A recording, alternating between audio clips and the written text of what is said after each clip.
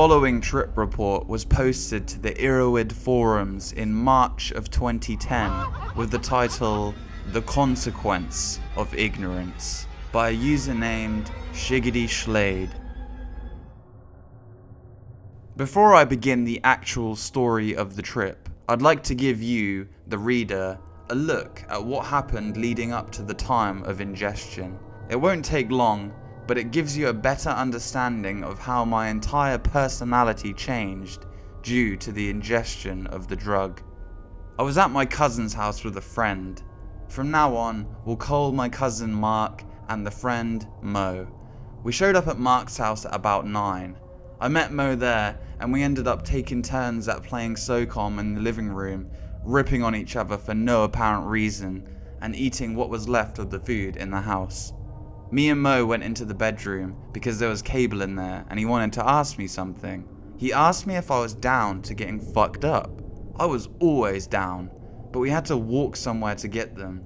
We then walked out and rode our bikes down to Main Street and picked up a few seed pods of something we had no idea the origin of. We headed back to the house, and throwing caution to the wind, I took 2 pods full of seeds with a glass of water. Him being smaller and never having any experience with any kind of drugs only took 1. Mo weighs only about 140 pounds, so it only seemed right that he took the smaller dose. I then laid down on the bed and stared up at the spinning ceiling fan. From this point on, I'm only going to tell you what I remember and what witnesses told me had happened.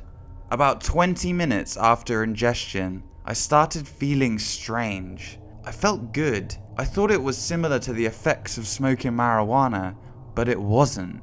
The only similarity between the two is all of a sudden I had bad cotton mouth. I got up to grab a glass of water and went outside to check if my uncle had any snuff in the truck. He did, and I put a pinch of Copenhagen in my mouth. At this point, I felt very odd. I was stumbling around, slurring my words, and sweating more than usual for the current temperature. I couldn't handle the small chew I had and started to gag because of the extreme lack of moisture in my mouth. I took it out and stumbled back into the house and grabbed another glass of water. I then went back into the bedroom and lay down on the bed and watched the ceiling fan once again. All of a sudden, a hazy purple spot started appearing on the ceiling. I was so intrigued by this, so I stayed and watched them for a while. This was roughly 1 hour after ingestion. Then Mo entered the room and asked if it was okay to turn the lights off. I had my fill of the purple haze, so I agreed to the blackout. I closed my eyes and it was like a laser show. Images of random objects drifted in and out of sight while circular designs danced in the background. At this point, I was drenched in sweat, so I was inclined to take off my shirt. I then went to the bathroom to splash water on my face and ended up completely undressing. I have no idea where Mo was, nor what he was doing. I was naked in the bathroom, and I started throwing punches, hard punches. I was boxing anything in the bathroom that wasn't bolted down. According to Mark, my uncle was awoken by the noise and had gotten up to check. All of a sudden, I was shirtless in the living room, sitting on the couch, looking up at Mark and my parents. I was so disorientated, not sure of where I was. All I did was what my parents asked me to, which was to put on my shoes and shirt and get in the car. I then got up and walked out the door. I was driven back to my house in the country. I'm not sure what words were exchanged between me, my mother and my father, but I doubt there were any. I then came on to another couch, mine this time, looking up at my father, who didn't look particularly disappointed, but more amused at my odd and silly behavior. I kept on having this sudden urge to get up, yet every time I attempted to, my father's stern voice chimed in saying, "Stay down, don't get up." I kept trying, and he started to laugh as every time I got up, I'd sheepishly sit down. I felt like I was 9 years old, doing as I was told, or I'd be sent to my room, or worse, the corner. After many attempts, I thought I'd go at it from a different angle. "I have to pee," I said. He looked at me with a warm smile and took my hand and helped me to the bathroom. I felt so secure for some reason.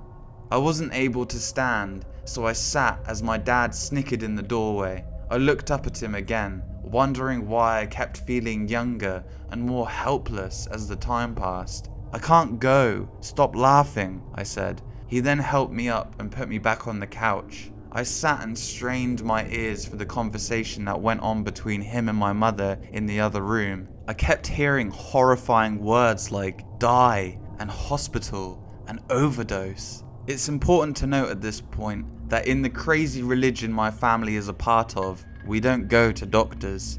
They believe in healing through prayer, so if there was any talk of a hospital visit, something bad was happening. I remember my father coming back in from the kitchen and taking my hand. I then blacked out once again. I was rushed to the neighboring town's hospital. Mo's parents did the same, and we arrived at around the same time. I was rushed in and had an IV stuck in me. Well, they tried to stick me anyways. After the 5th attempt, the floor was spotted with blood and I had something being pumped through my veins. I was being extremely violent. At one point, I punched the doctor in the face and broke his glasses. This is when they decided it would be best for me and other people's safety if I was restrained. I was tied to a bed and force-fed charcoal. It was not an easy task, but after about an hour, they had it done. I was given a new IV with some other kind of medical bullshit in it to calm me down. With my face, chest and neck covered in black coal residue, I finally found sleep. I came to with people surrounding me. It was a new day and peculiar things were happening. My grandmother, who does not smoke, was holding a lit cigarette. I had my sister lean down to ask her if she was smoking. She responded with a simple, "No, jackass, Grandma doesn't smoke." I looked around the room to see where I was and why I was tied down. A whiteboard on the opposite wall read, "You're in the hospital. You're okay. It is current date, and no one is going to hurt you."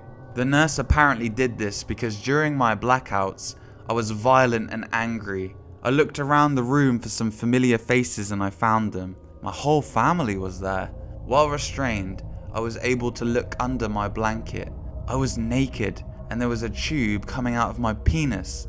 I found this odd because I'd never been to a hospital and I had no idea what a catheter was. I looked up at my IV bag and it was an ear of corn.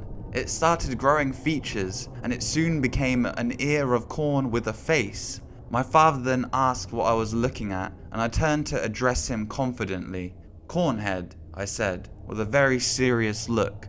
I looked around the room at all the odd things happening. A money dip with a $10 bill in it was laying next to a small fish on the ceiling. I thought this was so amazing, so I had to tell the nearest person. My sister again. She looked up like the dumbass she is and said there is nothing there. I asked my mother if the sexy bondage was really necessary. She laughed and untied my hands. My feet were still restrained. All of a sudden, the room fell away around me and I was back at Mark's house. I had a PS2 controller in my hand playing SOCOM. 5 minutes of playing had passed and the controller melted into a soft cotton material, and I kept on apologizing to Mark, saying, "I'm so sorry," over and over and over again. I opened my eyes and I was back in the hospital. The controller was now a blanket, which I was clutching very tightly in my hands. I felt scared. My sister approached me, gave me a hug, and took my shoes off of me. She had to lift the blanket a bit to get to them, and I thought she was going to expose my naked body to the few people still in the hospital room. So I said, "No, don't look under there. They took my clothes and stuffed me in a dark tube." She laughed at this and said she had to go, and did just that. It was dark now. I drifted in and out of consciousness for the better part of an hour. My aunt was still at my bedside, and all of a sudden, large centipedes and bugs started coming out of her ears. I was distraught, so I turned my attention to anything but her. The bugs had filled the room and were crawling all over everything. I screamed to help, and my mother came to comfort me. She embraced me and told me to close my eyes. I cried hard. Then I slept. I woke up a bit later. No more than half an hour had passed. Then something caught my eye. A naked woman outside my window dancing.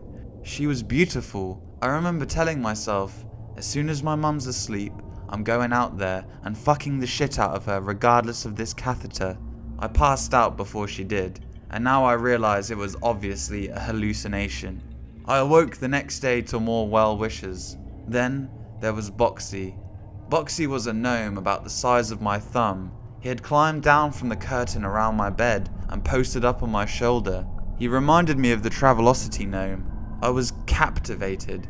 I had the most excited look on my face as he smiled at me. Then he winked and mouthed, "Watch this." He then started to climb up and down on my shoulder. I was overjoyed and started chanting, "Jump, Boxy, jump," to the enjoyment of my current audience. I was out of it. I said things to my family that I'm not proud of. I told my grandmother to eat a dick. I told my aunt she needed to get fucked hard. And I called my other grandmother a whore. I then went out of it again. The walls melted away and I was in my room holding my guitar. I started playing and once again it melted into a blanket. I was angry. I threw a fit. I kept repeating, "Fuck! Fuck! What the fuck?" More well wishes, more cards, more bullshit. I came to and it was night. I looked to the window and the woman was gone. In her place was a large man in a long trench coat and fedora. He looked at me and pulled out an old 50s Thompson. He began firing through the window and I lost it. I hysterically started crying. Again, my mother was there to comfort me. I fell asleep in her embrace. I awoke the next day. I felt normal again. No hallucinations, no mad psycho babble, just normality. The nurse came in, deflated the balloon in my catheter and pulled it out, which hurt like a motherfucker. I was able to clothe myself, get up, walk to the bathroom and take a shit. I looked in the mirror and had black all over me. I looked like I'd passed out first at a party and someone had found a Sharpie. I met Mo at the facility shower and he looked like hell. He then told me all the bad things he saw. At one point, he awoke to his room full of dead bodies hanging on nooses from the ceiling. I felt bad for him. I felt bad for both of us.